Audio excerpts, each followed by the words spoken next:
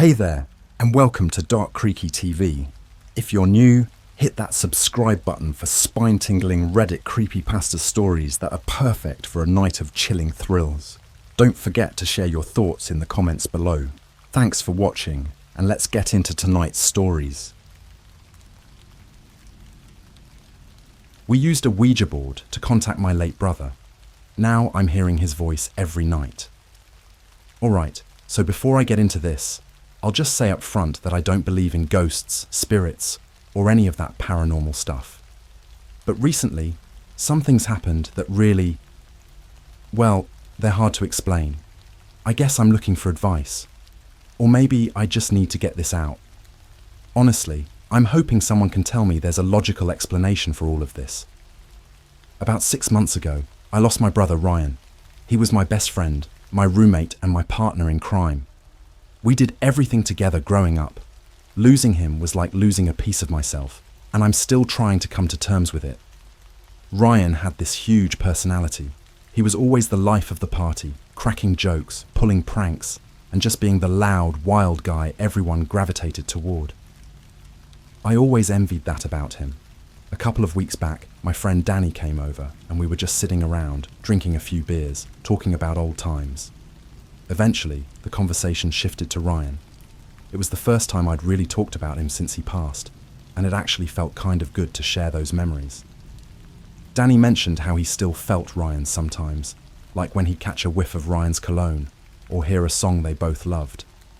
Then, out of nowhere, Danny goes, "You know, they say talking to the dead isn't impossible. People do it all the time." I just rolled my eyes. Danny's kind of into all that spiritual stuff. Ghost hunting shows, crystals, even a little astrology, I think. But that night, I don't know why, his words just got under my skin. He didn't push it, but he had this look in his eyes, like he was serious, like he was offering me some weird lifeline. I laughed it off, but that night, after he left, I kept thinking about it. I didn't want to believe it was possible, but I couldn't get the idea out of my head. The next day, I went online and started looking up contacting the dead. Yeah, I know, I felt ridiculous. I mean, I work in IT, for God's sake. I've always been the logical one. But that night, I was curious. I found all sorts of stuff on forums, even some Reddit threads where people swore they'd used Ouija boards to talk to people they lost. The more I read, the more I thought, what if? I didn't tell anyone what I was planning, not even Danny. I went out and bought a cheap Ouija board from some little hole-in-the-wall store across town. The guy behind the counter gave me this creepy grin and said, "Hope you know what you're doing." I just laughed it off and left. When I got back, I set the board up on my coffee table. I sat there for a while, just staring at it, feeling a bit stupid. I mean, it was just cardboard and plastic, right? Nothing mystical or dangerous. But as I sat there, I got this weird feeling, like someone was watching me. I brushed it off as nerves. Finally, I took a deep breath, put my hands on the planchette, and tried to think of what to say. I'd seen in movies that you're supposed to ask simple questions like, "Is anyone here?" or "Who am I talking to?" But none of that felt right. Instead, I just whispered, "Ryan, if you're there, can you give me a sign?"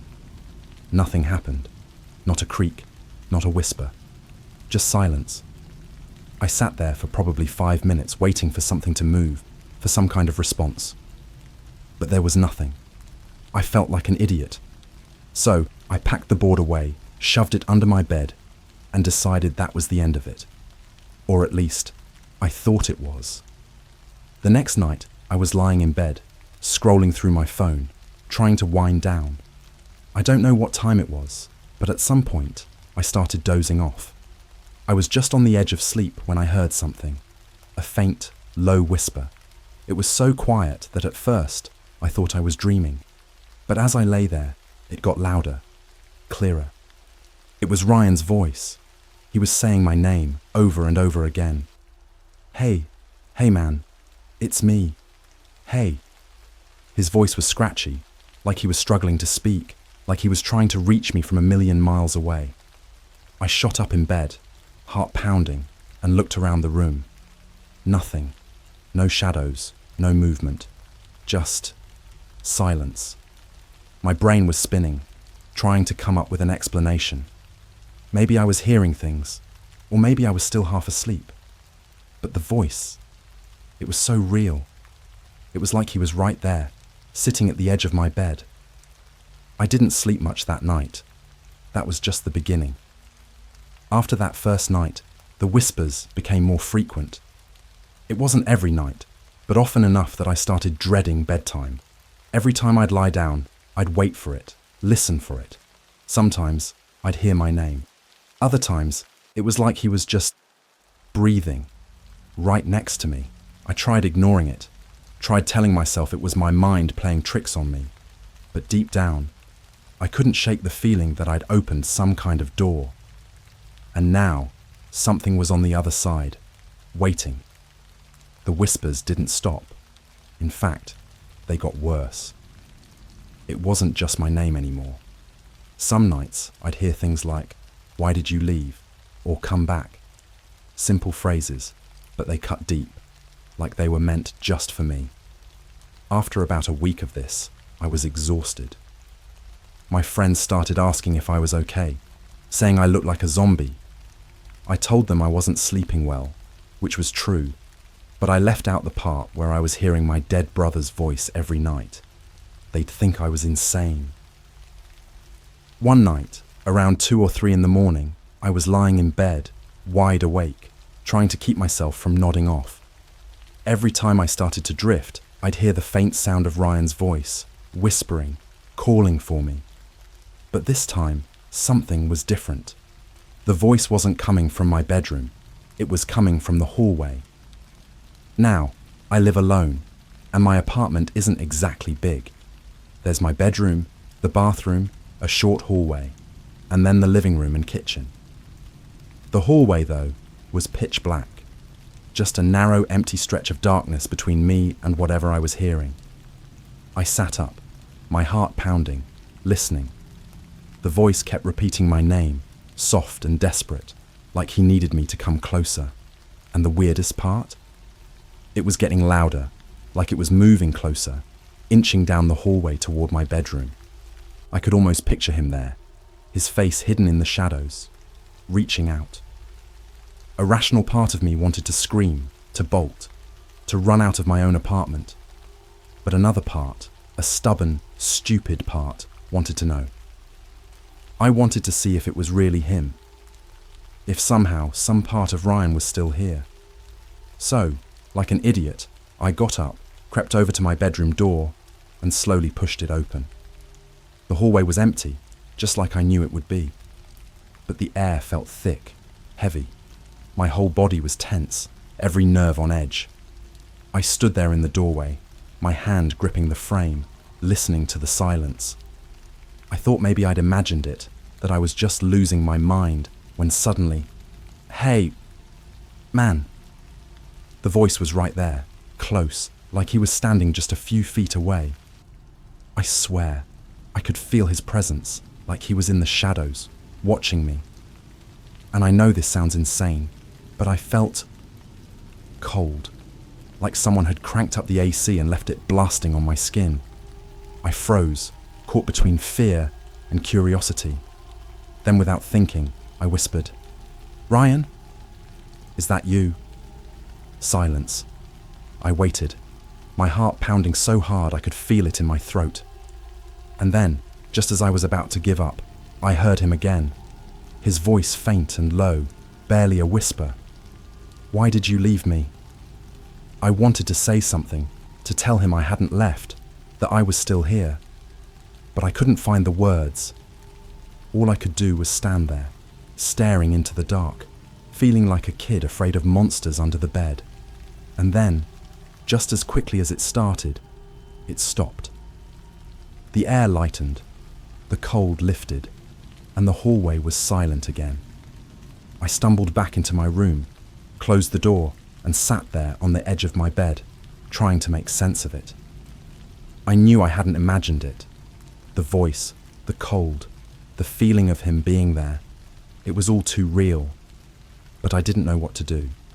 Part of me wanted to call Danny to tell him what was happening, but I knew he'd just encourage me to keep communicating, and I didn't think I could handle that.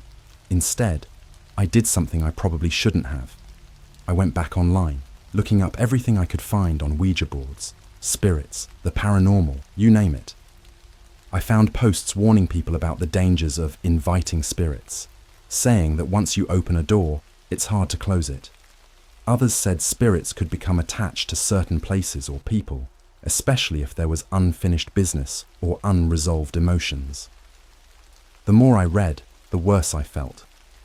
I just wanted to feel close to Ryan again, to find some closure. I hadn't meant to, invite him into my home, if that's even what I'd done. But it was too late now. The next night, I tried to ignore it, tried to sleep with the lights on, hoping that would keep whatever was out there away. But around midnight, the whispers started again. This time, they were louder, more insistent, like he was angry. I could hear him pacing outside my door, his footsteps slow and heavy, back and forth, back and forth. And every few seconds, he'd stop and whisper my name, like he was waiting for me to answer. I lay there, staring at the ceiling, trying to pretend I couldn't hear him. But the longer I ignored it, the louder it got. The air was thick, almost suffocating, and I started feeling that same coldness creeping over me. Finally, I couldn't take it anymore. I threw off the covers, swung my legs over the side of the bed, and called out, "Ryan, what do you want from me?" The footsteps stopped. For a long, tense moment, there was only silence. Then, slowly, I heard his voice, closer than ever, like he was standing right outside my door. "Why did you leave me?" His voice was soft, almost pleading. I felt this overwhelming guilt wash over me, this crushing sense that I'd done something terrible, even though I didn't understand what he meant. I wanted to explain, to tell him that I didn't leave him, that I missed him, that I'd do anything to have him back. But before I could say anything, he whispered something that sent a chill down my spine. "It's so dark here, so cold." Then, just like that, the presence was gone. The air felt lighter, the cold lifted, and the room was silent again. I sat there in the dark, shaken, trying to process what had just happened. I didn't sleep at all that night, and when morning finally came, I was left with a single terrifying thought. Maybe I hadn't just opened a door to talk to Ryan. Maybe I'd trapped him somewhere he couldn't leave. The next few days were rough. I didn't know what to believe anymore. Was I actually hearing Ryan? Or was this just some messed up manifestation of grief, something my mind was conjuring up because I couldn't let him go? Whatever it was, it felt real, and it was starting to take a toll. I avoided my apartment as much as possible, staying late at work, going out with friends, anything to keep me from coming back to that silence and those whispers. But no matter how hard I tried to outrun it, I knew I'd have to face it eventually. And the longer I ignored it, the worse the fear got. It was like a dark cloud was hanging over me, pressing down, suffocating. Finally, one night, I came home late, hoping I'd be too tired to even notice if anything happened. But as soon as I stepped through the door, I felt it. This heavy, oppressive energy, like the whole apartment was holding its breath. My chest tightened, and I forced myself to go through my usual routine, pretending everything was normal. I was washing up in the bathroom when I noticed something off. My mirror, it had words smeared into it, like someone had run their finger through the steam that usually fogs it up after a shower. The problem was, I hadn't taken a shower yet. I hadn't even turned on the hot water. I leaned closer, and my heart nearly stopped. Scrawled in rough, uneven letters were the words, "You left me." I stumbled back, nearly tripping over myself as I bolted out of the bathroom. My mind was racing. I hadn't written that. No one else had been in my apartment. But the words were there, clear as day. I tried to calm myself, telling myself it was just a prank, that maybe Danny or someone else had done it somehow, but deep down, I knew that wasn't it. I spent the next few hours pacing, too scared to go back in the bathroom, too wired to sleep. I finally collapsed on the couch, hoping I'd drift off, but I kept glancing at the hallway, half expecting to see something, or someone, standing there. It was around 3 a.m. when I heard it again. The voice. But this time, it wasn't just whispering. It was coming through my phone. I had left my phone on the coffee table and the screen was dark, but out of nowhere it lit up, like I'd gotten a call or a notification. I picked it up, but there was nothing there. No message, no missed call. But when I put it back down, I heard the faint sound of static crackling through the speaker, and then his voice. It was muffled, distorted, like he was speaking through a bad connection, but I knew it was Ryan. Why did you leave me so dark, so cold? I felt this icy dread settle over me. I wanted to throw the phone, to smash it, but I couldn't move. I was frozen, clutching it, listening to his voice as he kept repeating those same phrases over and over again. Suddenly, the voice shifted, became clearer, as if he were standing right next to me. I don't know how to get back, man. I'm lost. I don't know what came over me, but I whispered back, Ryan, I'm here. I'm here, okay? I didn't leave you. There was a long silence, and for a second, I thought maybe he'd heard me. But then he spoke again, his voice softer, almost broken. You have to help me. I can't. It's too dark.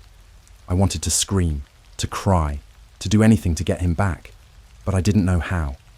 I didn't know what he wanted me to do. And then, just as suddenly as it had started, the voice stopped, and the screen on my phone went black. I sat there numb, until the sun started to rise. I was shaking, my mind a mess of fear and confusion. I didn't know what was happening, but I knew one thing. I couldn't keep doing this. I had to find a way to help him, to get him out of whatever this was. I couldn't keep ignoring it, hoping it would go away. That morning, I called Danny and told him everything. I don't know what I expected, a logical explanation maybe, or at least some reassurance. But instead, he just listened, his face serious. And when I finished, he looked at me with this strange mix of fear and sympathy. You might have opened something you shouldn't have, he said finally.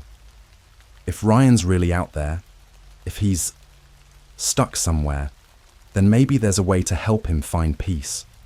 Maybe you need to finish whatever it was you started.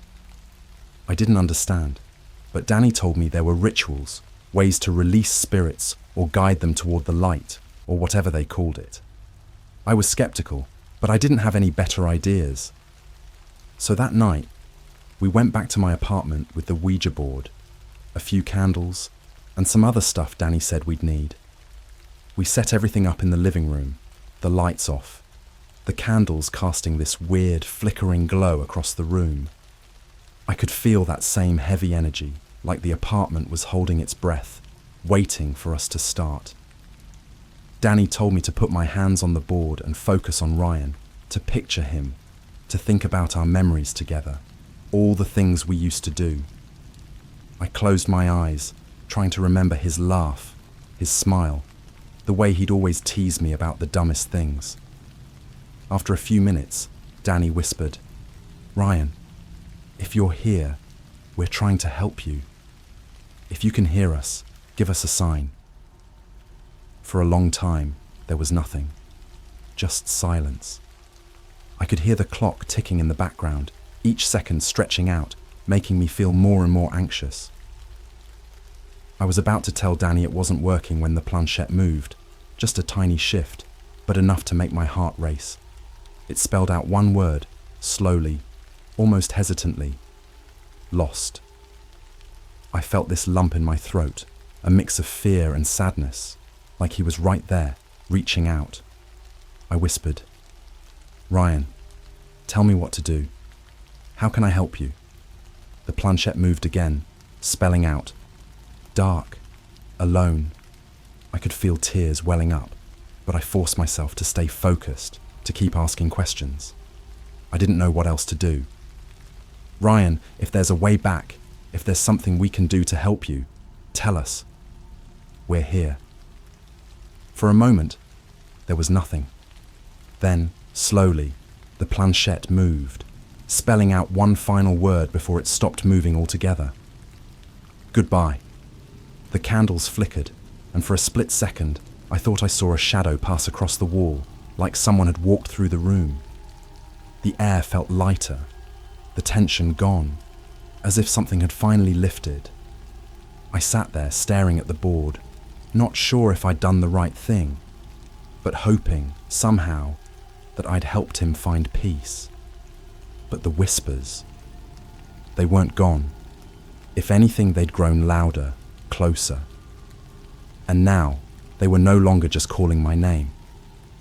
I thought that after the goodbye on the Ouija board, I'd find some closure, maybe even some peace. But that's not what happened. The whispers grew more intense. They were no longer quiet, fading sounds in the night. They were clear, deliberate, and always seemed to come from somewhere just out of sight. I couldn't ignore them anymore. I could hear Ryan's voice in the dead silence of my apartment, even when the TV was on or music was playing. It didn't matter. He was there, always there, repeating phrases, words, things he used to say when he was alive. But now they sounded wrong, distorted, almost mechanical, like he was struggling to say them. Every night, without fail, he'd whisper, "Why did you leave me?" And the worst part, the voice wasn't coming from the hallway or even my phone anymore. It was coming from the corner of my room. That one dark spot I couldn't quite see, no matter how much light I turned on. One night, I'd had enough. I was exhausted, barely sleeping, and terrified to close my eyes. I wanted answers, and I needed them now. So, like a complete idiot, I went to the corner of my room and spoke out loud, not caring how desperate I sounded. "Ryan," I said, trying to keep my voice steady. "If you're here, if this is really you, tell me what you want. Please, just tell me." The room fell silent. I could hear my own breathing, my heart thudding in my chest. And then, just when I thought I'd get nothing, I heard his voice, clear as day, right behind me. "You let me die." The words hit me like a punch to the gut. I turned around, scanning the room, but there was no one there. Just empty space and shadows. But I knew I hadn't imagined it. The words hung in the air, raw and accusing. I stumbled back, trying to catch my breath, trying to understand. I hadn't let him die. It wasn't my fault. Ryan's death was an accident, a random, senseless thing that no one could have stopped. But standing there, hearing his voice, I felt this overwhelming guilt, like somehow, deep down, he was right. After that, the whispers got darker. No more memories, no more familiar phrases.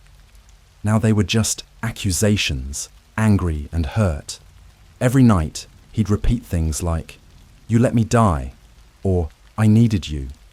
And then he'd start whispering about the dark, how he couldn't see anything, how he was trapped and alone. I tried everything to make it stop. I went back to the store where I bought the Ouija board, asking the guy if he knew anything about releasing spirits. He just gave me a strange look and told me it wasn't his problem. Desperate, I turned to the internet, reading about rituals, cleansing methods, anything that might help.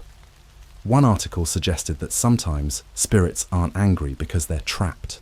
They're angry because they're afraid.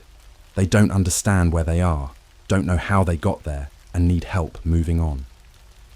Reading that, I felt this horrible sense of guilt and responsibility. If Ryan was really stuck in some sort of dark, cold place, and I was the one who'd pulled him back, then this was all on me. That night, I tried something I hadn't done before. I sat down in the middle of my room, closed my eyes, and spoke directly to him. "Ryan, if you're there, I'm sorry. I'm so sorry. I didn't mean to leave you. I didn't mean for any of this to happen.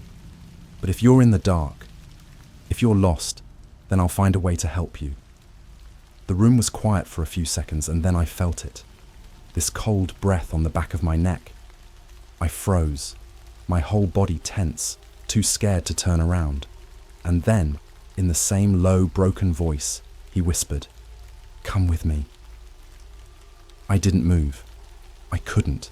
My whole body felt paralyzed, like I was rooted to the floor. But he kept whispering, closer and closer, his voice filling the room, echoing off the walls until it felt like he was everywhere. "Come with me," he said again, more insistent this time. "It's so cold here, so lonely." I could feel tears running down my face, this overwhelming sense of dread and sadness washing over me. I wanted to help him, to bring him back, but I didn't know how. And then, as if he could sense my hesitation, his tone shifted, became sharper, almost angry. "You left me," he whispered, his voice filled with this dark, accusing edge. "You left me to die." I shook my head, trying to make it stop, but his voice just kept getting louder, echoing around me, filling my head with his words. "Come with me. Come with me." The pressure was unbearable, like the walls were closing in, like the whole room was collapsing around me. I was on the verge of a breakdown, gripping my head, trying to block out his voice, when suddenly, everything went silent. I opened my eyes, and the room was dark. The candles were out, the air was thick, and I was alone again. But I could still feel him there, watching me, waiting for me to answer. And that's when I realized he wasn't going anywhere. Not until he got what he wanted. Not until I went with him. That night changed everything. I knew that whatever was happening, whatever I'd summoned or allowed into my life, it wasn't Ryan. Not anymore. Or maybe he was never really there at all. Maybe I'd brought back something else, something that knew how to wear his voice, his memories, like a mask. And now, whatever it was, it wanted me. The next few days were a blur. I barely slept, barely ate. Every time I tried to close my eyes, I'd hear him. Whispers right by my ear, urging me, pleading with me to come with him. And each time, his voice grew darker, twisted, as if it was decaying. It sounded less like Ryan and more like some hollow, echoing thing, like he was trapped in a place where sound couldn't fully escape. Then one night, the whispers stopped. At first, I was relieved, thinking maybe he'd finally found peace, that I'd done something right. But the silence only made me more nervous, like something was lurking, waiting to strike. Around midnight, as I was lying there in bed, I heard something new, my phone vibrating on the nightstand. My heart jumped, half expecting to see an unknown number, maybe another one of those strange calls with his voice coming through the static. But when I checked, it was a message, a video message. It was from my own number. Shaking, I pressed play. The screen was dark, but I could make out faint shapes, like someone was filming from a dimly lit room. There was no sound, just the muffled shuffling of footsteps. And then the camera panned to something I couldn't quite make out. I squinted, trying to see in the grainy video, and that's when I realized it was my bedroom. The video showed my room just as it was now, in the dead of night, with me lying in bed, staring into the screen like I was watching myself from somewhere else.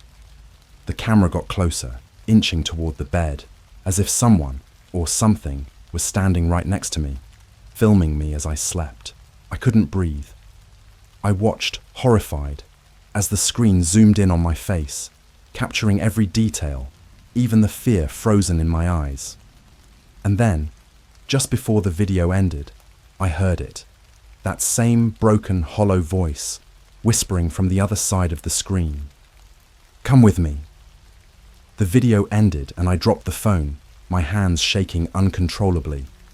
I couldn't stay here. I had to get out of this apartment. I grabbed my keys, my wallet, anything I could reach, and bolted out the door, not even bothering to lock it behind me. I didn't care where I was going.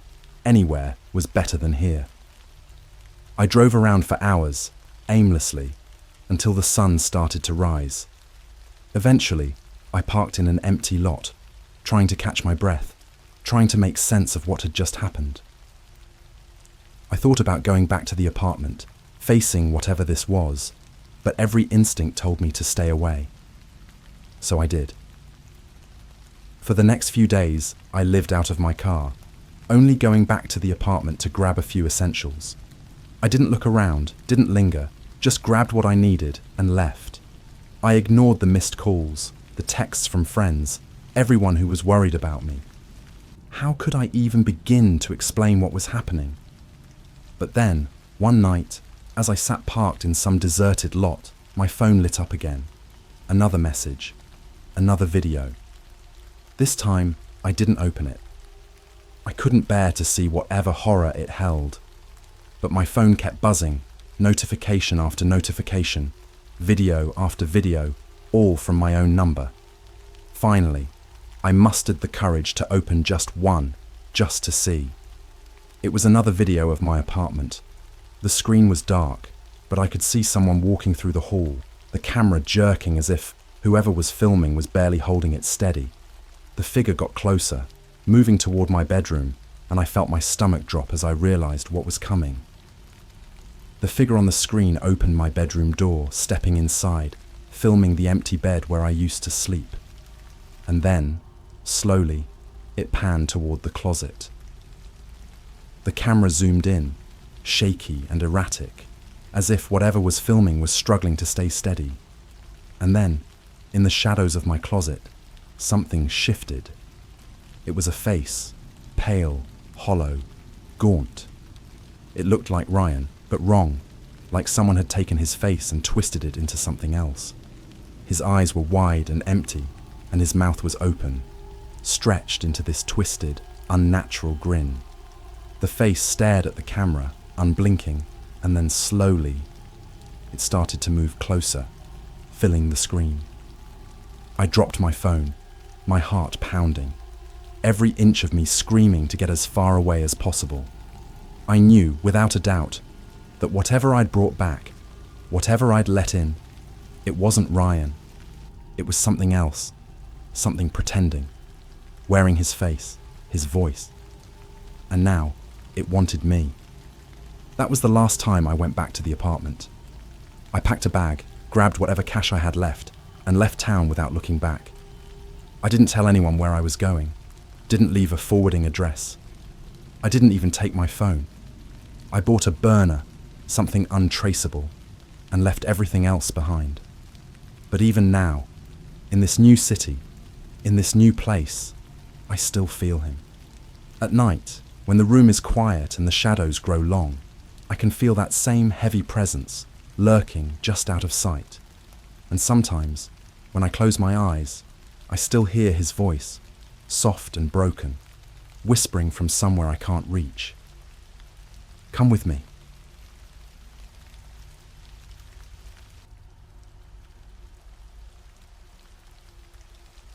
My friend was acting strange after our Ouija board session. Last night she tried to break into my house. Hey Reddit, I'm not usually one to post on here, especially about something like this, but I honestly don't know where else to turn. I need to get this out somewhere, and maybe, hopefully, someone out there can tell me I'm overreacting, that this is all in my head. So, a little background. My friend Maddie and I have been best friends since high school. She's the kind of person who always finds her way into the most bizarre situations, like the time she tried a ghost tour that ended with her fainting in a haunted basement, or when she insisted on buying a bundle of haunted dolls from eBay because she thought they'd look cool in her room. Maddie just attracts weirdness, I guess. And I love her for it. A few nights ago, she texted me with this amazing idea for our Friday hangout, a Ouija board session. Now, I've always been a little freaked out by that kind of thing. You see movies where people try them out, laugh, and then the lights start flickering, or the walls start bleeding, and well, I'm not about that life. But Maddie can be pretty convincing, so Against my better judgment, I agreed to it. She showed up at my place on Friday evening with the Ouija board in hand. And this wasn't one of those cheesy, cheap ones you pick up at a toy store. No, Maddie had gone full-on creepy with this thing. It looked vintage, like it had been around forever, with faded letters and symbols I didn't recognize carved into the edges. I asked her where she'd even found something like that, and she just laughed and said, "Oh, the deep web. Some guy was selling it with a warning that it's not to be used lightly." I probably should have backed out right then. We sat down in my living room, dimmed the lights, and set the board between us. I could feel my heart beating faster than I'd care to admit as we each placed a finger on the planchette. Maddie, of course, was all about it, laughing and grinning like she'd just won the lottery. But as soon as we started, the vibe shifted. I don't know how to describe it exactly, but the room felt heavier. Like the air was thick with something I couldn't quite put my finger on. The hairs on my arms stood up, and I could feel this faint, almost electric sensation, like there was static in the air. I wanted to tell Maddie to stop, but she was already asking questions. "Is there anyone here with us?" she asked, her voice echoing in the silence. For a moment, nothing happened, and just as I was about to laugh it off, the planchette started to move. Slowly at first, then picking up speed. I looked at Maddie, expecting her to be messing with me, but her face was completely serious, her eyes locked on the board. The planchette spelled out a single word: watch. I tried to play it cool, laughing a little and saying, "See, it's just a joke, probably some old board game trick to freak people out." But Maddie wasn't laughing. Her eyes had this strange, almost glazed look, and she asked, "Who are we supposed to watch?" This time, the planchette didn't move. She asked again, a little louder, "Who are we supposed to watch?" Still nothing. "Maybe it's broken," I said, trying to lighten the mood. I could feel my stomach twisting, though. There was something deeply unsettling about the whole situation, like we'd opened a door and couldn't close it. After a few more minutes of silence, Maddie shrugged and packed the board away, muttering something about how it was probably just a dud. We spent the rest of the night watching movies, but I couldn't shake that heavy feeling. It lingered in the air, like a bad smell you can't quite locate. The weirdness didn't stop there, though. When I saw Maddie the next day, she looked different. It's hard to explain, but she seemed tired, almost sickly, like she hadn't slept in days. Her eyes had these dark circles, and she was unusually quiet, barely responding to my jokes or stories. I asked her if she was feeling all right, and she just shrugged, mumbling something about having weird dreams. Later that night, she called me, her voice shaky and almost robotic. She didn't say much, just asked if I'd heard anything strange outside my house recently. I told her no and asked why, but she hung up before I could get an answer. I brushed it off as Maddie being Maddie. She'd always been a bit eccentric, and I figured the Ouija board had just freaked her out a bit. But then things started getting stranger. I'd catch glimpses of her out of the corner of my eye, standing just a little too close, staring just a little too long, her eyes dull and unfocused. It was like she wasn't really there, like something else was wearing her skin. And every time I tried to bring it up, she'd laugh it off, but the laughter sounded wrong, hollow almost. Then, last night happened. I was lying in bed, scrolling through my phone, trying to shake off the weirdness from the past few days, when I heard a sound from outside. It was this soft, scratching noise, like someone was running their nails along the side of my house. My first thought was that it was some stray animal, maybe a raccoon or something. But then I remembered Maddie's phone call from the night before, asking if I'd heard anything strange outside. I got out of bed, feeling a prickly tension crawl up my spine, and made my way to the window. I tried to laugh it off as I pulled the curtain aside, thinking I was just letting her weirdness get to me. But when I looked out into my yard, my stomach dropped. Maddie was standing there, right by my front door. She was facing away from the house, staring into the darkness like she was waiting for something or someone. The way she was standing was odd too. Her head was tilted slightly to the side, almost like she was listening to some sound I couldn't hear. I wanted to call out to her, but something in my gut screamed at me to stay silent, like somehow she wasn't supposed to know I was watching. I stepped back from the window, heart pounding. Part of me wanted to open the door, to ask her what she was doing outside in the middle of the night. But then I remembered that strange look in her eyes from before, the way she'd been acting since the Ouija board session. I couldn't shake the feeling that this wasn't Maddie. Not really. I didn't sleep that night. I sat on my bed with the lights off, my phone clutched in my hand, ready to call someone if things got any weirder. After what felt like hours, I finally drifted off to sleep, only to be jolted awake by a loud bang. It was coming from the front door. Someone was pounding on it, relentless and desperate, the sound echoing through the empty house. I sat up, my heart thudding in my chest as I stared at the door, half expecting it to burst open. I crept down the hallway, every instinct telling me to run back to my room and hide, but I had to know who was out there. When I got close enough to see the peephole, I hesitated, taking a deep breath before pressing my eye against it. It was Maddie. She was staring right at the peephole, her face inches from mine, even though there was a solid door between us. Her eyes were wide and unblinking, her skin pale in the dim light of my porch. She looked off. Her expression was blank, almost robotic, but there was something wild in her eyes, something that looked more like hunger than fear. I didn't open the door. I couldn't. Instead, I whispered through it. "Maddie, what are you doing?" It's the middle of the night. For a moment, she didn't move. She just stood there, breathing heavily, her eyes fixed on the peephole. Then, in the calmest, most chilling voice I'd ever heard, she said, "I need you to let me in." Something about the way she said it made my skin crawl. Her voice was wrong. It sounded like her, sure, but there was something missing, like someone was mimicking her voice but hadn't quite nailed the tone. I swallowed hard and managed to stammer, "Maddie, go home. We can talk tomorrow." She tilted her head again, that same strange angle she'd had in the yard, and whispered, "I'm already home." I stumbled back from the door, my hands shaking as I tried to make sense of what she'd just said. Maddie's voice was still echoing in my head, and for a moment I thought about calling the police. But what would I say? My friend's acting weird. They'd laugh me off the line.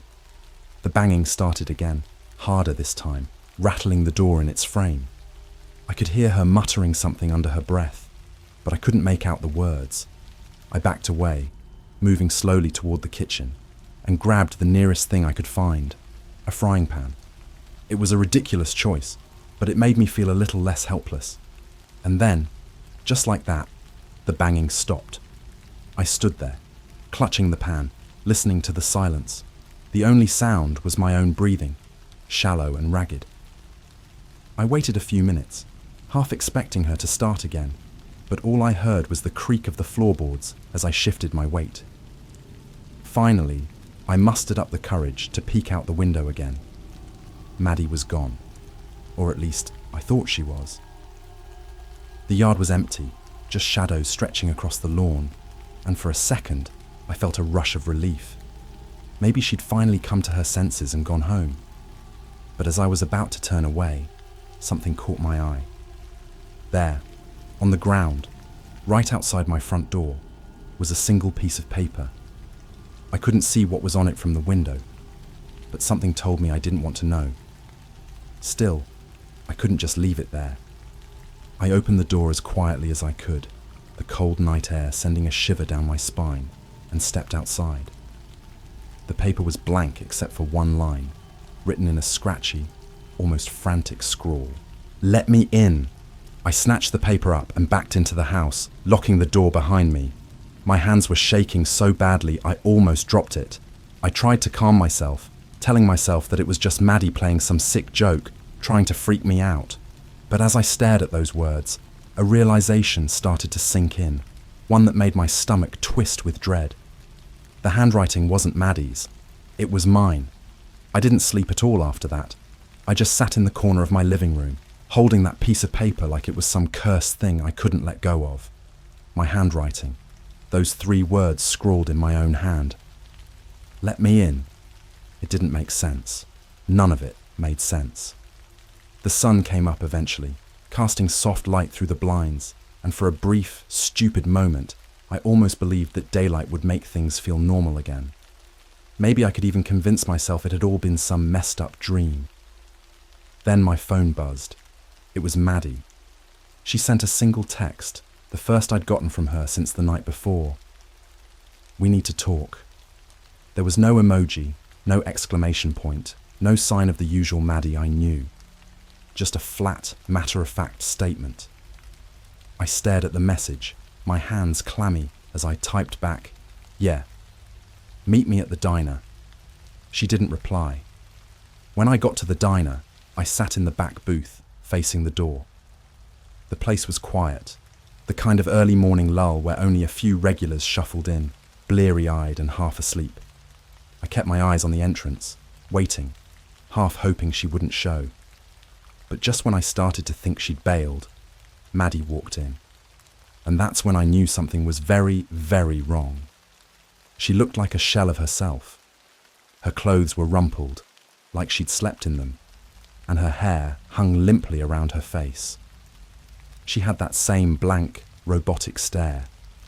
But when her eyes landed on me, a flicker of something passed over her face.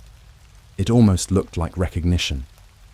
She slid into the booth across from me, not saying a word, just watching me with that same dead look. I forced a smile, trying to act like everything was normal, like I hadn't spent the night cowering in my own house because of her. "Rough night?" I asked, my voice shaky. She tilted her head, again, that same strange angle from before, and said, "You left something at your place." I blinked, caught off guard. "What are you talking about?" She reached into her bag and pulled out the Ouija board. My heart dropped.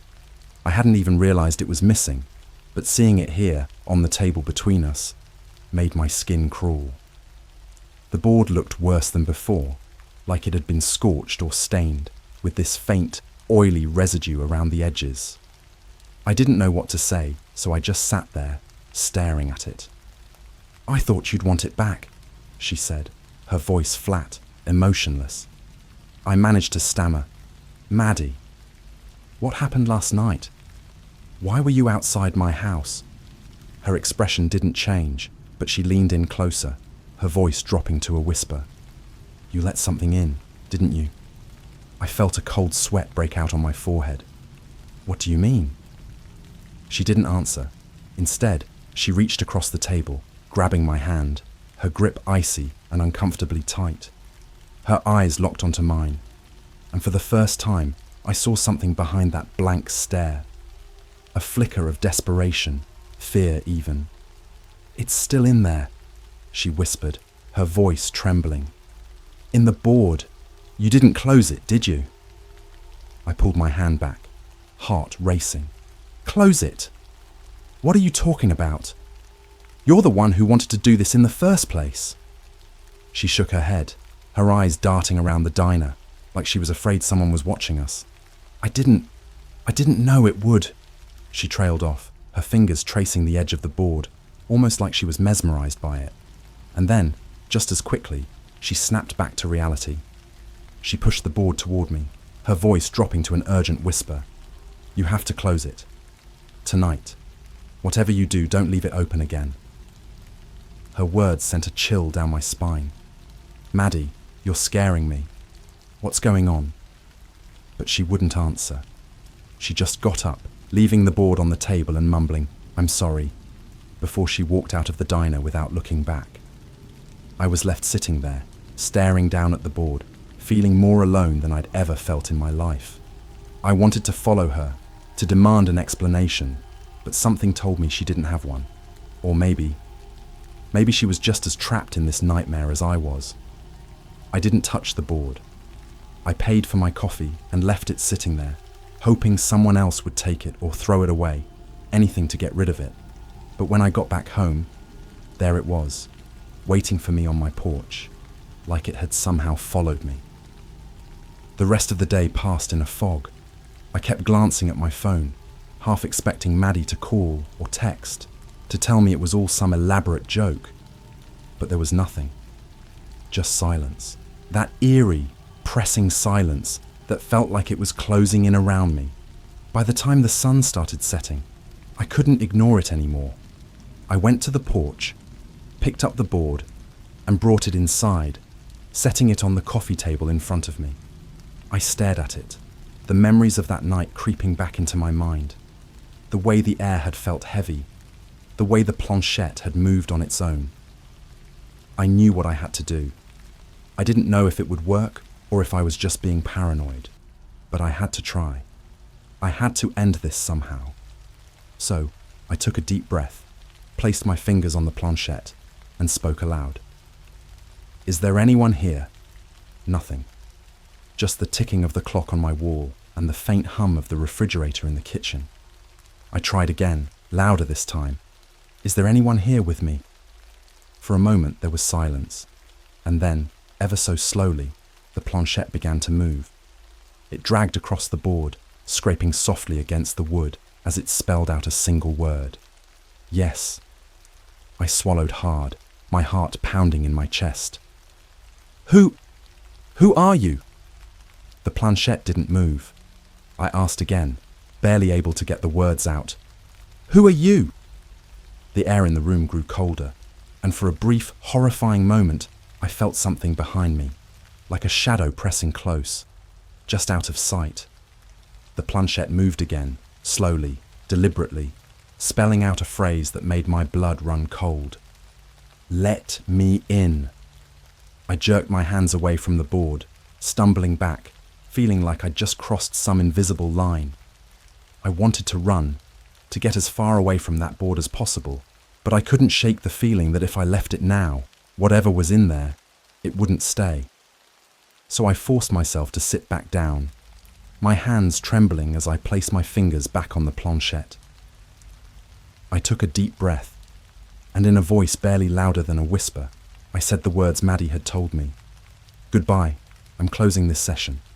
Goodbye." For a second, nothing happened. I thought maybe it was over. Maybe I'd done it. But then, the planchette jerked under my fingers, moving to the corner of the board. It stopped on the letter G, then moved slowly, painfully slowly, to O. Go! The temperature in the room shifted, and suddenly, everything felt lighter, like a weight had been lifted. I sat there, barely daring to breathe, waiting for some sign that it was truly over. But as I looked down, I noticed something on the edge of the board, something scratched into the wood, a message that hadn't been there before. "I'm waiting." The silence in the room was suffocating. My eyes were glued to that ominous message etched into the wood. "I'm waiting."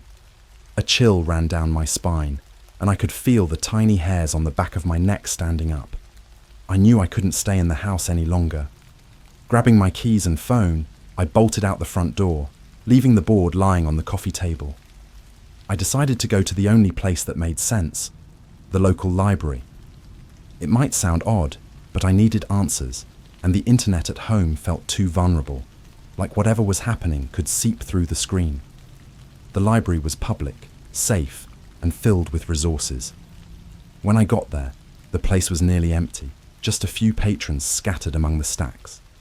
I found a corner computer and began searching. Ouija boards, closing sessions, lingering spirits. Most of it was the usual folklore, warnings about dabbling in things beyond our understanding. But then I stumbled upon a forum dedicated to paranormal experiences. One thread caught my eye. When goodbye isn't enough. It was filled with stories of people who'd tried to close sessions but failed, leaving the door open for something to cross over. One user mentioned that sometimes entities could attach themselves to individuals rather than the board, especially if they were invited in, intentionally or not. My mind raced back to the message in my handwriting. "Let me in." Had I somehow invited this thing into my life? Was it mimicking me, using my own words against me? Lost in thought, I nearly jumped out of my skin when my phone buzzed.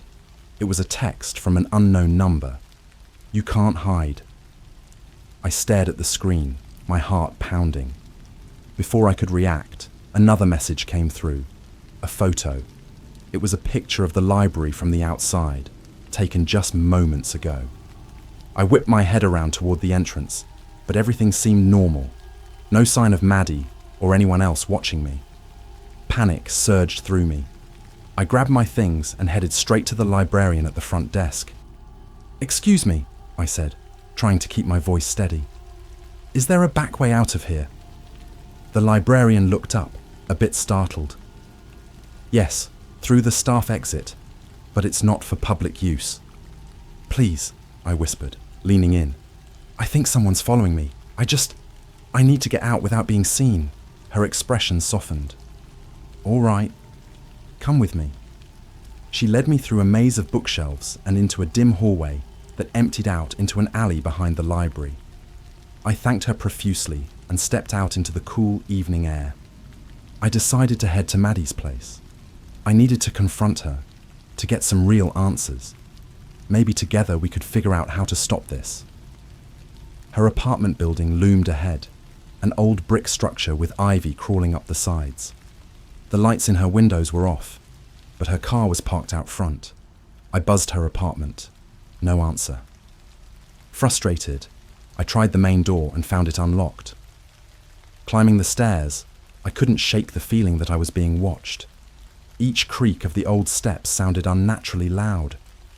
When I reached her floor, the hallway was dark, one of the overhead lights flickering intermittently. I knocked on her door, the sound echoing down the empty corridor. "Maddie, it's me. We need to talk." Silence. I tried the handle. It turned. Pushing the door open, I hesitated. "I'm coming in, okay?" The apartment was cold, colder than the hallway outside. The curtains were drawn, and the place was a mess. Papers strewn about, furniture askew, like there'd been a struggle. "Maddie!" I called out, panic rising in my voice. A soft sound came from the bedroom, a faint rustling. I made my way down the hall, each step heavier than the last. The door was ajar, a sliver of darkness waiting on the other side. I pushed it open. Maddie was sitting on the floor in the middle of the room, her back to me. She was surrounded by candles arranged in a circle, their flames casting long, dancing shadows on the walls. In front of her was another Ouija board, different from the one we'd used, older, with symbols that looked ancient. Relief and fear collided within me. "Maddie, thank God. I've been trying to..." She cut me off, her voice barely above a whisper. "It's too late." I stepped closer. "What are you talking about? What's going on?" She turned to face me, and I gasped. Her eyes were bloodshot, tears streaming down her face. But more disturbing were the markings on her skin, strange symbols drawn in what looked like ash or charcoal. "I tried to stop it," she said, her voice cracking. "But it wants you now." I shook my head, confusion turning to dread. "What wants me?" Before she could answer, the candles flickered violently, the flames stretching upward before extinguishing all at once, plunging the room into darkness. A low, guttural whisper filled the air, indecipherable, yet undeniably malicious. I fumbled for my phone, turning on the flashlight. The beam cut through the darkness, landing on Maddie's face. Her eyes were wide with terror, fixed on something behind me. Slowly, I turned the light toward the doorway. There stood a figure, tall and shadowy, its form shifting like smoke. Eyes like burning embers stared back at me, and a grin spread across its face, if you could call it a face. I couldn't move, couldn't breathe. The entity spoke, its voice a distorted echo. "You invited me." I stumbled back, grabbing Maddie's arm. "We have to go." She pulled away. "I can't leave, it's bound to me." Desperation took over. "No, we can fix this. We'll find a way." The shadow figure began to advance, the room growing colder with each step it took. Maddie looked at me, her expression a mix of resignation and sorrow. There's only one way. Before I could react, she reached into her pocket and pulled out a small, ornate dagger. Without warning, she sliced it across her palm, letting the blood drip onto the Ouija board. "What are you doing?" I screamed. She began to chant in a language I didn't understand, her voice steady despite the chaos around us. The shadow figure recoiled, its form flickering. "Stop!" it hissed, but Maddie continued, her voice growing stronger. The walls shook, pictures falling and shattering on the floor. The air was thick, making it hard to breathe. I wanted to help her, but I didn't know how. Finally, with a final guttural word, Maddie slammed her bleeding palm onto the board. A blinding light erupted from it, and the shadow figure let out an unearthly scream, dissolving into the air like mist. Then, silence. I rushed to Maddie's side. She was pale, her eyes closed. "Maddie, wake up!" She stirred, her eyelids fluttering open. "Did it work?" I think so," I said, helping her to her feet. We made our way out of the apartment, supporting each other as we descended the stairs. Outside, the night air was crisp, the stars shining brightly as if nothing had happened. "How did you know what to do?" I asked her. She gave a weak smile. "After I left the diner, I went to see someone, a psychic. She told me about a binding ritual, something that could send it back." I nodded, still processing everything. "Why didn't you tell me? I didn't want to involve you any more than I already had," she said, tears welling up. "I'm so sorry. This is all my fault." I hugged her tightly. "We both messed with something we didn't understand. But it's over now, right?" She pulled back, her expression uneasy. "I hope so." As we stood there, a thought crossed my mind. "Wait, the board, the one at your place, is it destroyed?" she said firmly. "It's the only way to be sure." Relief washed over me. "Good." We decided to spend the night at my place, neither of us wanting to be alone. As we walked back, a sense of normalcy began to return. We even managed a few nervous laughs, trying to lighten the mood. But deep down, I couldn't shake the feeling that something was still off. Later that night, after Maddie had fallen asleep on the couch, I went to the kitchen to get a glass of water. The house was quiet, the only sound the ticking of the clock. As I turned to head back, I noticed something on the kitchen table, a piece of paper. My heart sank as I picked it up, recognizing the handwriting immediately. I never left. I froze, a cold dread settling in. From the living room, I heard the floorboards creak. "Maddie!" I called out. No response. I stepped into the hallway, peering toward the couch. Maddie was still lying there, motionless. Too motionless. I approached slowly, every instinct telling me to run but my feet moving forward regardless. I reached out and touched her shoulder. She turned over, eyes open, but they weren't her eyes. They were dark, empty voids. A smile spread across her face, unnatural and wide. "I told you," she whispered, her voice echoing with that same distorted timbre. "I'm waiting." I stumbled back, tripping over the coffee table and crashing to the floor. The room began to spin, shadows stretching and contorting around me.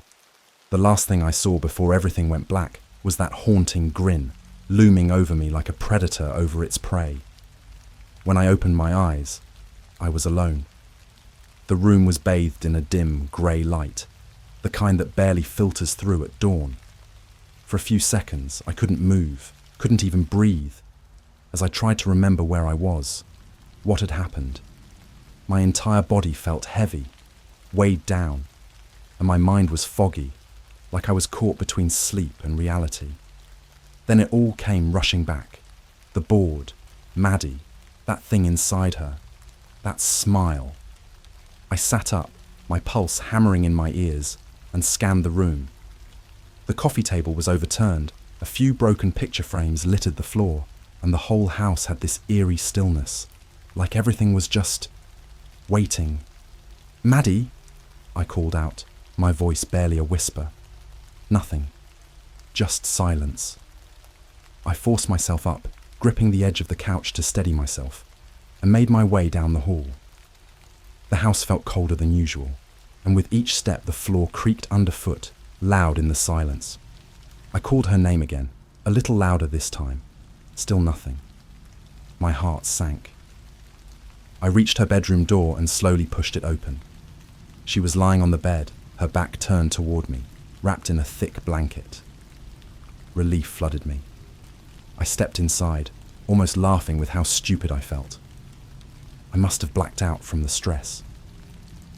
It was over. Maddie had fought that thing off, and now we were safe. But as I approached her, that creeping dread from last night started to slither back into my mind. Her breathing was too slow, too steady, and something about her posture was just wrong. I reached out, hesitating, my hand hovering over her shoulder. "Maddie?" She didn't respond. I swallowed, forcing myself to touch her. My fingers barely brushed her shoulder when she turned over, her eyes flying open. They were empty, completely black. Her mouth twisted into that same wide, predatory grin. "Did you miss me?" she whispered, her voice a mix of Maddie's and something far darker. I stumbled back, horrified. "No, this isn't real. We closed it. You're gone."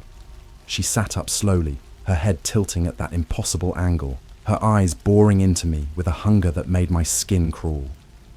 "You thought you could get rid of me?" she laughed, low and mocking. "You were the one who let me in. You invited me." "No," I stammered, backing away, my hands shaking. I never... The thing wearing Maddie's face leaned forward, crawling toward me like some twisted puppet, her movements jerky and unnatural. "I didn't need an invitation, but it was nice of you to leave the door open," she said, voice dripping with venom. "Now, I'm here to stay." I tried to run, but the second I turned, the room shifted. The walls seemed to stretch, bending inward, trapping me. The door vanished. Every exit was gone. It was just me and that thing. "I'm not afraid of you," I forced out, though my voice was barely a whisper.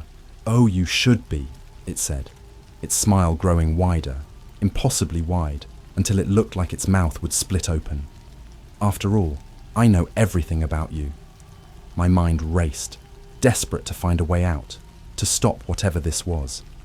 I remembered something I'd read on that forum, some mention of names and bindings, that calling something by its true name could weaken it.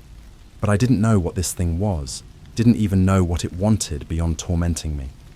With no other options, I forced myself to look it straight in those endless black eyes. What are you?"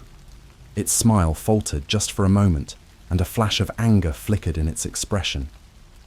"I am what waits in the dark," it hissed. "I am the shadow that creeps closer, the whisper you hear when you think you're alone. I am hunger." Its words sank into me like a poison.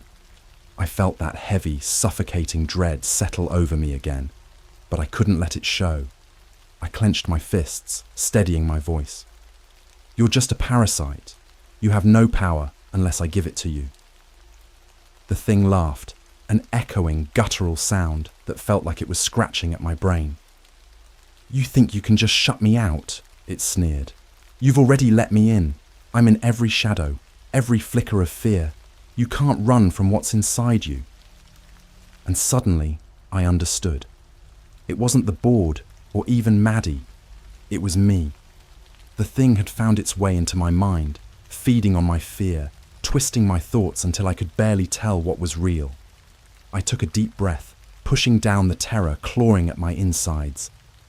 "If you're really so powerful," I said, forcing myself to stand taller, "then why haven't you just taken me over? Why play these games?" For the first time, it looked unsure. That twisted smile faded slightly, replaced by something darker, almost frustrated. "Because you invited me," it spat. "And now I can wait." I narrowed my eyes, catching the slip in its words. "Wait? You're bound to me, aren't you?" You can't stay unless I let you." It recoiled slightly, its form flickering, like smoke dissipating in the air.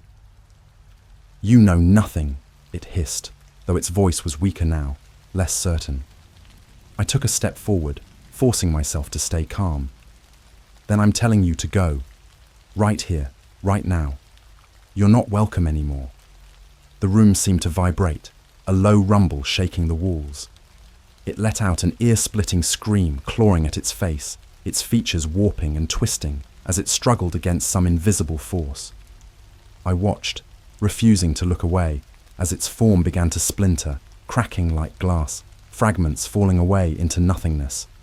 It thrashed, shrieking, "You will never be rid of me. I'll be back. I'm always waiting." And with one last furious scream, it shattered, its fragments scattering like ash, disappearing into the air. The room was silent. I looked around, the walls and door back to normal, as if nothing had happened. I was alone again. I sat on the floor, my hands shaking, trying to process everything. It was over, finally, truly over. I didn't know what had saved me, whether it was confronting it or some twist of fate, but it was gone. And yet, as I sat there in the quiet, I couldn't shake its final words. "I'll be back. I'm always waiting." I left Maddie's apartment that morning. We didn't speak about it afterward, didn't even try to make sense of it. We both knew we'd crossed into something neither of us understood. I haven't seen Maddie since, and every time I think about calling her, I hesitate. I'm not sure if I want to know what she's been dealing with since then. Since that night, I've changed. My house is filled with lights now, every shadow illuminated, every corner accounted for. I keep mirrors covered and windows shut. Sometimes, though, in the quiet of the night, I swear I see a flicker of movement in the corner of my eye, a dark shape just beyond the light. And when I lie there in bed, alone in the dark, I can almost hear it, faint but unmistakable, that voice whispering just outside my door. I'm waiting. The Ouija board told me I was going to die. I've been seeing signs ever since. All right, so I know this sounds crazy, but I swear it happened. I wasn't the type to believe in ghosts, spirits, or anything like that. All that supernatural stuff was just stories people told to scare each other. At least, that's what I thought. But then, last month, I did something stupid. I played with a Ouija board, and ever since, my life hasn't felt right. It started as a dare. My friend Luke, his girlfriend Tara, and I were hanging out at their apartment. We'd had a few beers and were swapping weird stories, just like you do when it's late and you're a little buzzed. Luke, who always had a knack for messing with people, pulled out an old Ouija board he'd picked up from some thrift shop. It was worn, the letters faded, but it had that creepy, old-school look to it. "Bet you won't mess with this," he said, smirking. I laughed it off at first, brushing it off as just a party trick. But Tara, who had already had a couple of drinks, insisted we try it. "Come on, it'll be fun," she urged. "Let's see if we can actually talk to anyone." I rolled my eyes, but figured, why not? It's just a piece of wood and some plastic, right? Harmless. So, we sat on the living room floor, dimmed the lights, because Tara said it'd be more authentic, and placed our fingers on the planchette. For the first 10 minutes, nothing happened. We laughed and tried to scare each other, moving the planchette to spell out dumb things like, "You're gonna die," and "leave this house." It was all just a joke, until it wasn't. At one point, the planchette started to move on its own. I thought one of them was messing with me, but Tara's face went pale. Are you doing that?" she asked, looking dead serious. Luke swore he wasn't. I laughed, trying to brush off the uneasy feeling creeping up my spine. But then the planchette started to spell something. D-I-E. Now, anyone who's played with a Ouija board knows that's the kind of message you'd expect to see, right? It's classic horror movie stuff. But then it spelled out my name. ERIC. My stomach dropped. It felt like all the air got sucked out of the room. Tara and Luke stared at me, wide-eyed, waiting for me to say something. I didn't know what to say, but I was sure they were just trying to freak me out. Real funny guys, I muttered, but my voice sounded hollow. The planchette moved again. It spelled out soon. And then it just stopped. Dead silent. I shoved the board away, told them I'd had enough, and tried to laugh it off. But there was this weird tension in the air. They didn't push me about it, thankfully, but I could tell we were all a bit shaken. We went back to watching some stupid comedy to try to shake off the weird vibe, but I couldn't get that message out of my head. Die soon. Like, what the hell? What kind of prank was that? Anyway, I left their place a bit after midnight, still trying to brush it off. I figured I'd laugh about it in the morning. But as I was heading home, something strange happened. Now, my neighborhood is usually dead quiet at night. I live in one of those suburbs where nothing ever happens. But as I pulled into my street, I noticed a figure standing on the corner. It was probably just some kid, I told myself, maybe a teenager sneaking out late. But as my headlights passed over them, I realized they were facing me, not moving, just staring. I didn't want to look too hard, thinking I'd freak myself out even more, so I kept driving and went straight home. But when I got to my front door, there was this feeling that made the hairs on the back of my neck stand up, like I was being watched. I turned around, looked down the street, and there they were, this shadowy figure, still standing at the corner, completely still, facing me. My heart started pounding. I fumbled with my keys, got inside, and locked the door. For a while, I just stood there in the dark, waiting for my heart to stop racing. It's nothing, I kept telling myself. It's just someone messing around. But the more I thought about it, the more I started to feel this heaviness. Like that message from the board was following me home.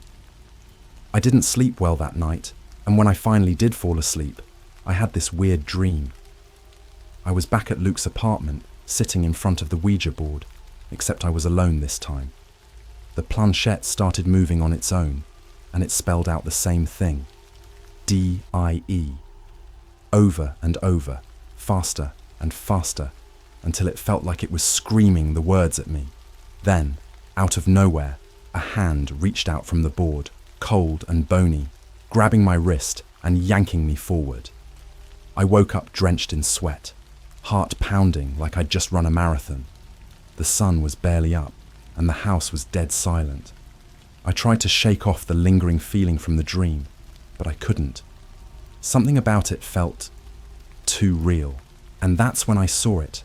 Right on my bathroom mirror, written in what looked like fog or maybe oil, was one word: soon. I froze. It wasn't there when I'd brushed my teeth before bed, I was sure of it. And it definitely wasn't some leftover steam or condensation because I hadn't even used the shower. But there it was, clear as day.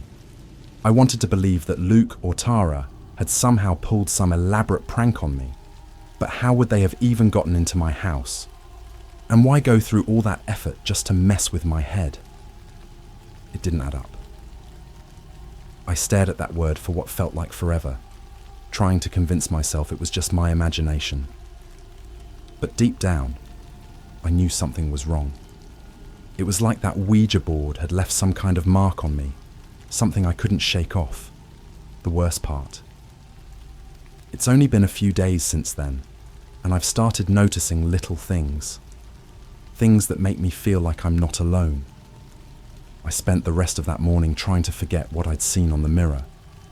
I scrubbed it clean, hoping I could wipe away the creepy feeling too. For a second, I almost convinced myself it was just some trick of the light or a leftover mark I hadn't noticed before. But that sense of unease, it didn't go anywhere. It lingered, just under my skin, like a cold itch I couldn't scratch. I went about my day, trying to ignore the whole thing, but weird stuff kept happening. Little things at first.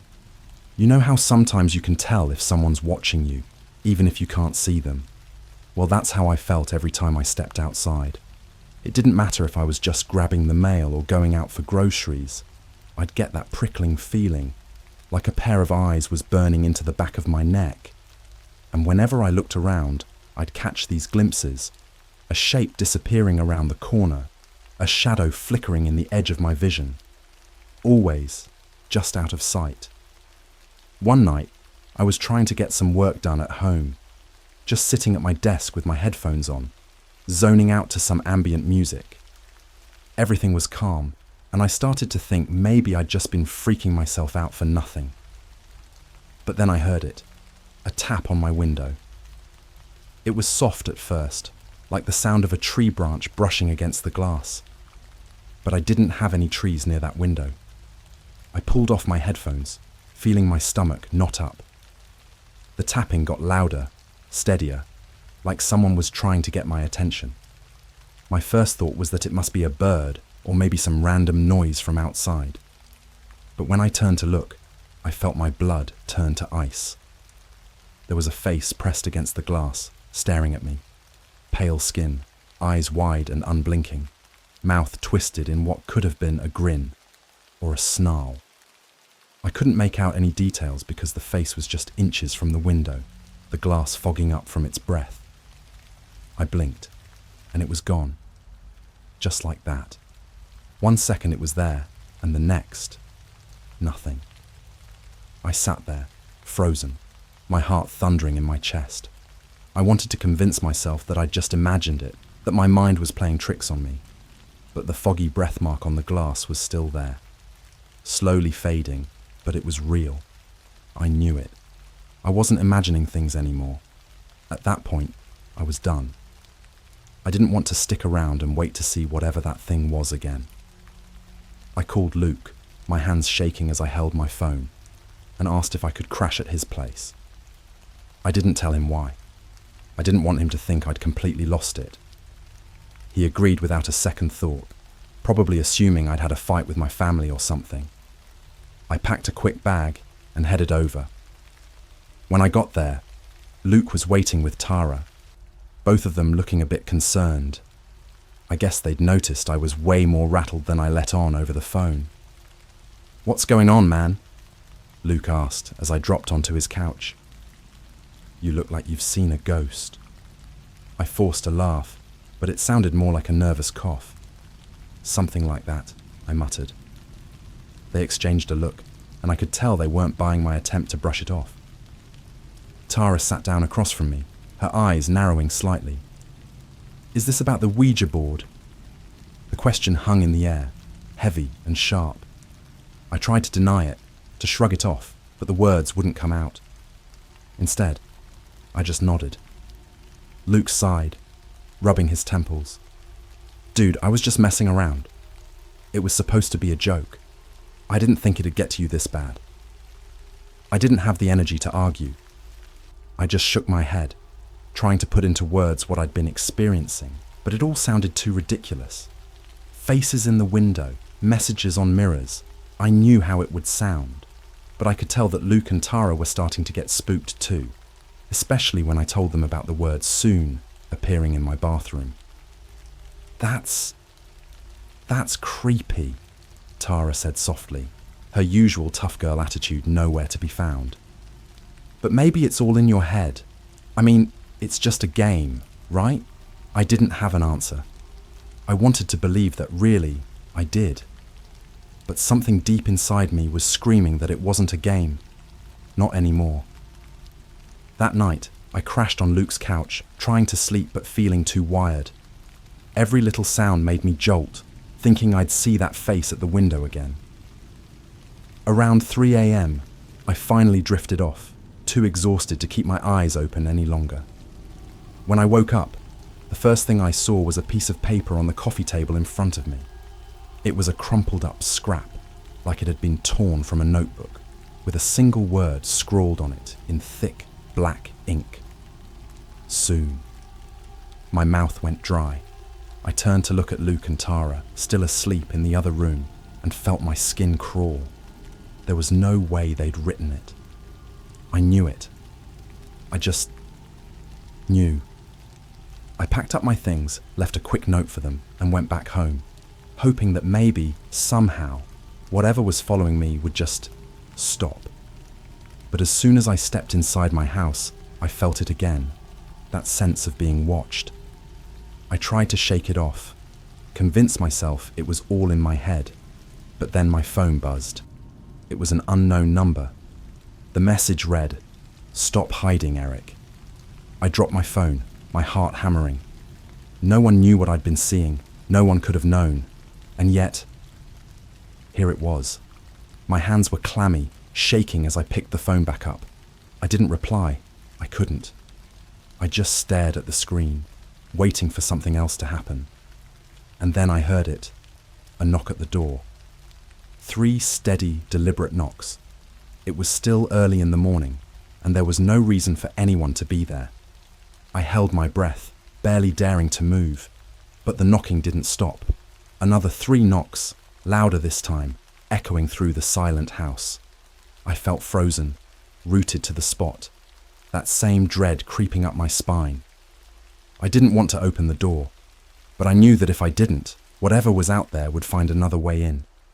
So, slowly, I approached the door, every step feeling heavier than the last. I placed my hand on the doorknob, took a deep breath, and pulled it open. But there was no one there. Just an empty porch, a quiet street, and the wind rattling through the trees. I was about to close the door when I noticed it. Another piece of paper lying on the ground just outside.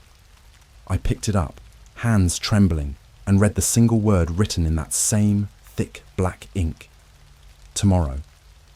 By the time I closed the door, I was drenched in sweat, my hands shaking so badly I nearly dropped the note. Tomorrow. The word echoed in my head, like it was bouncing off the walls of my skull, refusing to let me forget. I didn't sleep that night. I sat in the living room, every light in the house blazing, with my back against the wall, so nothing could sneak up on me. I kept my eyes glued to the door, my ears tuned to every little sound, every creak of the floorboards, every rustle from outside. I was wound so tight that when my own phone buzzed around 2 a.m., I nearly jumped out of my skin. The screen lit up with a notification, unknown number. It was a text, simple and chilling. "Are you ready?" I wanted to throw my phone across the room, but instead, I just stared at it, my thumb hovering over the screen. I didn't reply. I couldn't. But as I sat there, another message came through. "I'm coming." That was it. I knew then that staying in my house wasn't an option. I grabbed my car keys, threw on a jacket, and practically sprinted out the door. I didn't know where I was going. I just needed to get away. I felt like I was being watched, like there was something lurking in the shadows, just waiting for me to look away so it could reach out and grab me. I got into my car, locked the doors, and started driving. I didn't even know where I was going. I just knew I needed to be anywhere but there. The streets were empty, just rows of quiet houses, and the occasional street lamp casting long shadows across the road. Every shadow felt like it was reaching for me, stretching out as if they had claws, ready to tear through the metal and glass to get to me. As I drove, my phone buzzed again.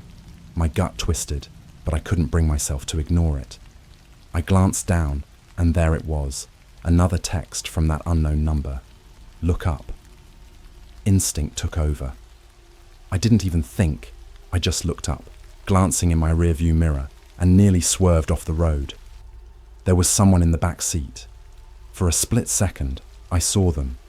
A figure sitting there, too close, their face pale and twisted, eyes wide and unblinking, with this twisted smile that sent a chill down my spine. But as soon as I blinked, they were gone. Just an empty seat, like no one had ever been there at all. My heart was racing so hard I thought I might pass out. I pulled over, breathing heavily, trying to convince myself it was just a hallucination, just a trick of my mind from all the sleepless nights and stress. but the image of that face was burned into my brain, every detail etched into my memory.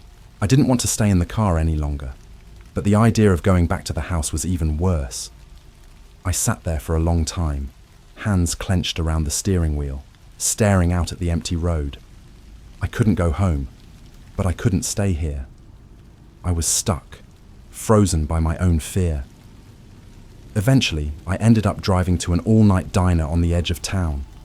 It was mostly empty, just a couple of truckers and a waitress who looked half asleep. I sat in a booth by the window, trying to calm myself down, ordering a coffee that I barely touched. The waitress must have noticed how rattled I looked because she kept glancing over like she was waiting for me to ask for help or something. I didn't tell her what was going on. How could I? How could I explain that I was being hunted by something? I didn't even know what it was. I just knew it was after me. Hours passed, and the sun started to rise. The pale morning light crept in through the windows, and for the first time in days, I felt a tiny bit of relief. Whatever was haunting me seemed to be stronger at night, feeding off the darkness and shadows. In the daylight, I almost convinced myself it was over. But that hope didn't last long. Around 7 a.m., as I was getting ready to leave the diner, my phone buzzed one last time. I'd almost forgotten about it, sitting untouched on the table beside my coffee. The message was short, simple, and absolutely chilling. See you tonight. That was it. No more texts, no creepy messages, just that one final warning. I left the diner, feeling like I was being watched again. I wanted to call someone, maybe even the police, but what would I say? They'd think I was insane. They'd tell me to get some sleep, to lay off the horror movies, and then send me on my way. And the worst part? I wasn't even sure they'd be wrong. I spent the day driving around, just trying to avoid going home. I didn't know where to go, who to turn to, or how to shake this thing that had latched onto me. Every time I thought about going back, that last text echoed in my head. See you tonight. By the time the sun started to set, I was exhausted. I hadn't slept in days, and I could barely keep my eyes open. I found myself parked on a hill overlooking the town, watching the shadows stretch across the buildings, creeping closer with every passing minute. The air felt colder, heavier, as if the night itself was closing in on me. And then, as the last sliver of sunlight disappeared, I felt it. That same suffocating presence, like a cold hand wrapping around my throat. I looked around, heart pounding, and that's when I saw them. Those same dark shapes lurking in the distance, watching me from the trees, from the shadows, from every corner. They were waiting. I knew there was no escaping this, no outrunning it. I had no choice but to go home and face whatever was coming for me. So I got back in the car and drove, my hands gripping the steering wheel so tightly my knuckles turned white. The drive felt like it took forever, each mile dragging on as the weight of dread pressed down on me. When I finally pulled up to my house, the air felt thick, like I was walking into a trap. My porch light was flickering, casting strange shadows across the yard. As I stepped out of the car, I noticed something new. A figure standing just beyond the porch, shrouded in darkness. They didn't move, didn't speak, just stood there, watching me with eyes that seemed to glow in the dim light. I tried to take a step back, but my legs wouldn't listen. My body felt like it was under someone else's control, like I was being pulled forward against my will. And as I walked closer to the house, that figure began to move, stepping into the flickering porch light. It was me, or someone who looked exactly like me. Same face, same clothes, even the same terrified expression. But something was wrong. This me had a smile that stretched too wide, eyes that didn't quite look human. They raised a hand and waved, slow and deliberate, as if mocking me. I wanted to scream, to run, to do anything but stand there, frozen in place. But before I could move, they stepped back into the darkness, disappearing without a sound. I stumbled into the house, locking the door behind me, my heart pounding like a drum. The house was silent, almost too silent, and the shadows seemed to press in from every side. I knew I wasn't alone, not anymore. I couldn't shake that last image, my own face, twisted into something that wasn't quite human, fading back into the shadows. Every time I closed my eyes, I saw it, smiling back at me with that unnatural grin. I was in my own house, but it felt wrong, like the walls themselves were closing in, thick with something dark and suffocating. I locked every door, checked every window, even pushed a chair up against the front door just to feel a little safer. But safety was an illusion at this point. I knew that. Whatever was after me, it wasn't the kind of thing you could keep out with locks and bolts. I could feel it there, lurking, waiting for me to let my guard down. For a while, I just sat in the living room, clutching my phone like it was some kind of lifeline. I kept scrolling through my messages, rereading that last text. See you tonight. My heart pounded every time I looked at it, but I couldn't stop myself.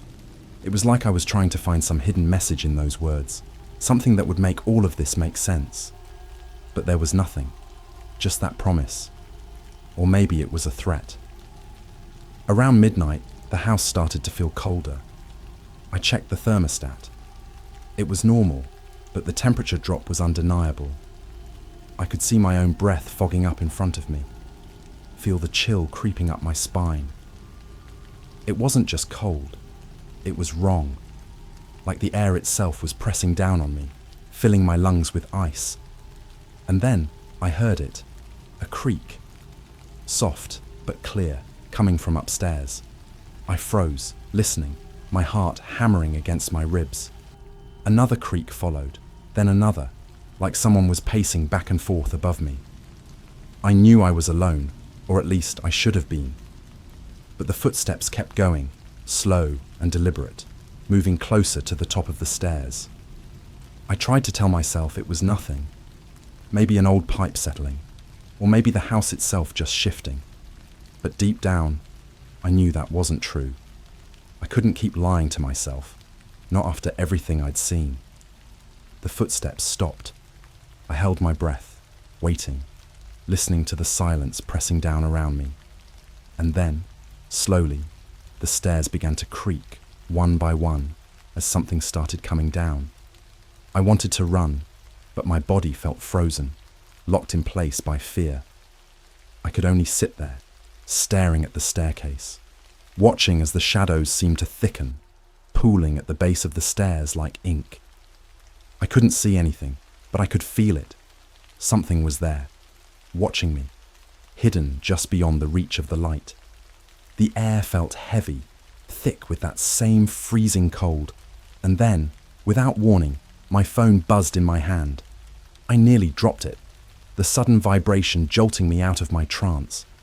The screen lit up, casting an eerie glow across the room, and there it was, a new message from that same unknown number. I'm here. My heart skipped a beat. I glanced at the staircase again, but there was nothing there. Just an empty darkness stretching up into the shadows. I didn't know what to do.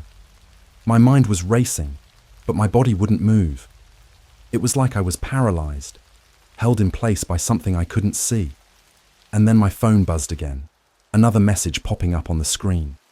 Look behind you. Every instinct I had screamed at me not to turn around, but I couldn't stop myself.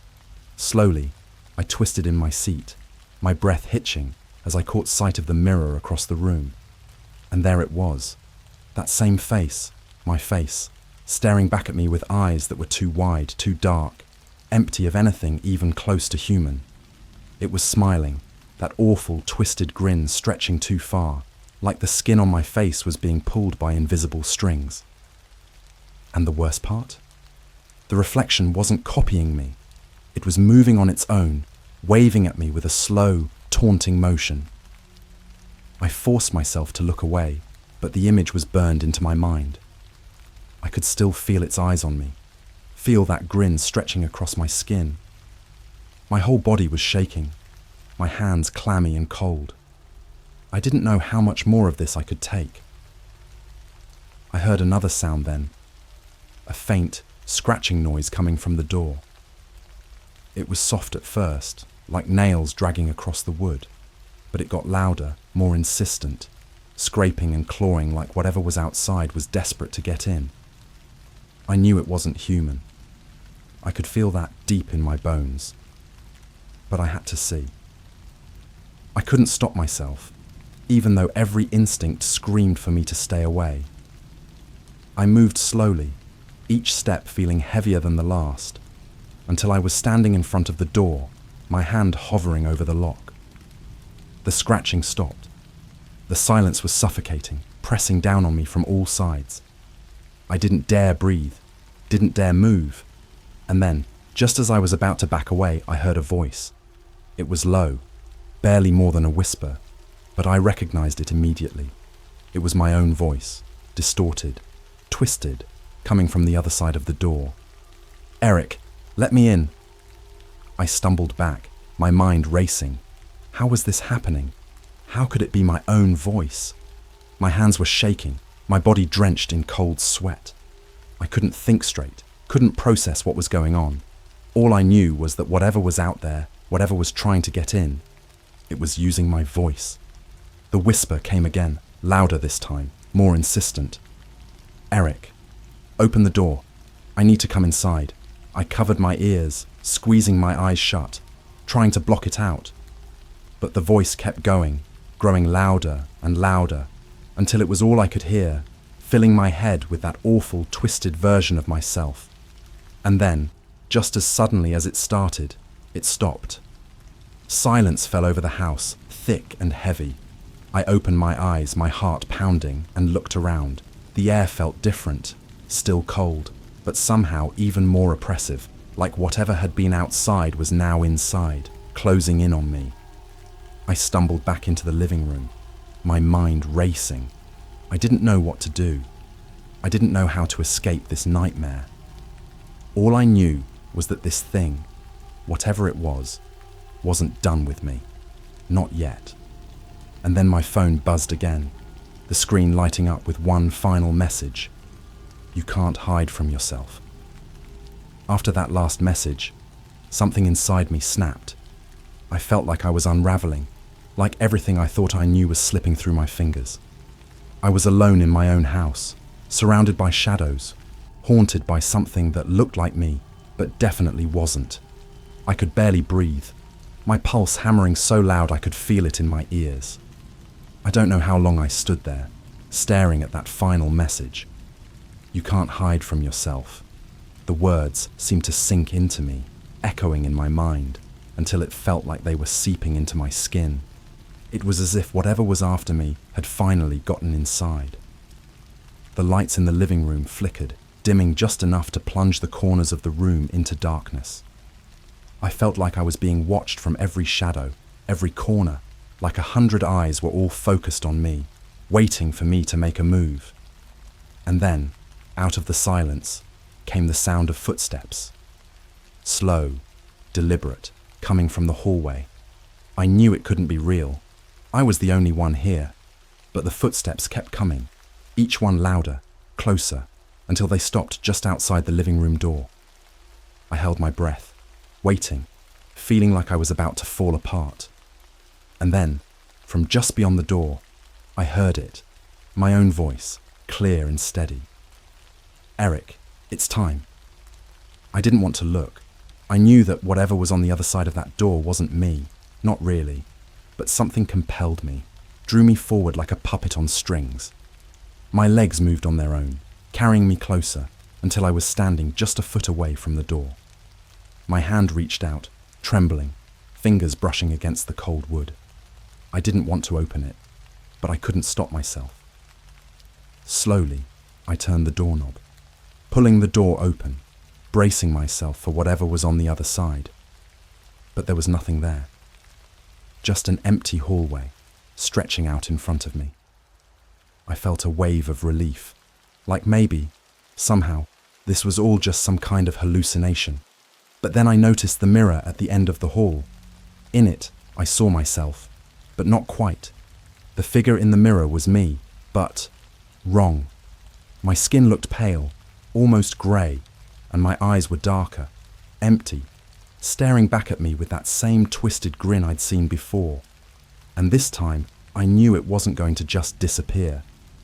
The figure in the mirror raised a hand, slowly pointing at me, its grin widening. I felt an icy chill spread through my chest, like a cold hand gripping my heart. I wanted to look away, to run, but my feet were rooted to the floor. I couldn't escape it. I couldn't escape him. And then, in one horrifying instant, he stepped out of the mirror.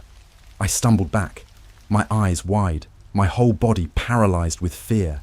He was standing right in front of me, close enough that I could feel the cold radiating off him, that twisted grin stretching impossibly wide.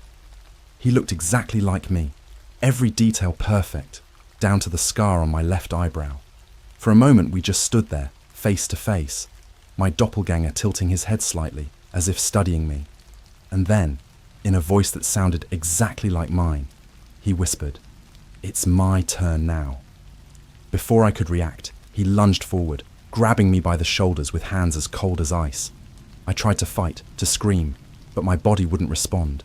It was like I was trapped in a nightmare, my limbs heavy, useless. I could feel myself slipping, like he was pulling something out of me, draining me of everything that made me, me. In those last few moments, as my vision started to blur, I could see his face, my face, grinning down at me with that awful, empty smile. And then, just as everything went dark, I heard him speak one last time. "Don't worry, Eric. I'll take care of everything." When I opened my eyes again, I was back in my living room, but everything felt off. My body felt heavy, sluggish, like I was moving through water. I looked around, trying to get my bearings, and that's when I saw it, the mirror across the room. I was still there.